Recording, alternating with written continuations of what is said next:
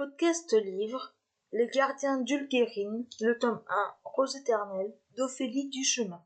Présentation du roman. Le titre en VO du roman est Rose éternelle. Il a été publié en France en 2020 aux éditions Plume Blanche, collection Plume d'Argent. Il fait 516 pages. Je lui ai mis la note au 10 sur 10 et le conseille aux adolescents à partir de 16 ans. 4e de couverture. Trahison, complot. Voilà que le destin guide les pas de Méliane au pied de la mairie Lara, ce mystérieux arbre couvert de roses, protecteur et gardien d'une famille royale déchue. Dans l'ombre rôde la bête, monstrueuse et redoutable, que Méliane devra apprivoiser pour sauver les siens. Il ressemblait à un prédateur, dangereux, sauvage, et il était aussi autre chose, quelque chose d'indéfinissable. Ce que j'ai pensé de ce roman. J'ai adoré ce premier tome.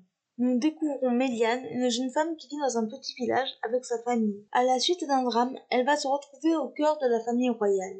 Elle va devoir déjouer de nombreux complots et de trahisons. Y parviendra-t-elle? Les personnages sont recherchés. Ils ont chacun une personnalité bien affirmée. Méliane est une jeune femme qui ne se laisse pas marcher sur les pieds. Elle est très proche de son père et de son frère. La bête est une créature qui est très violente.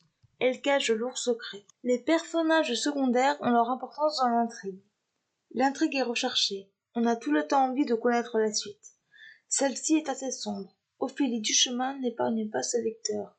L'autrice explore le conte de La Belle et la Bête qui est très bien revisité. L'écriture est recherchée. La fin clôt à merveille le récit.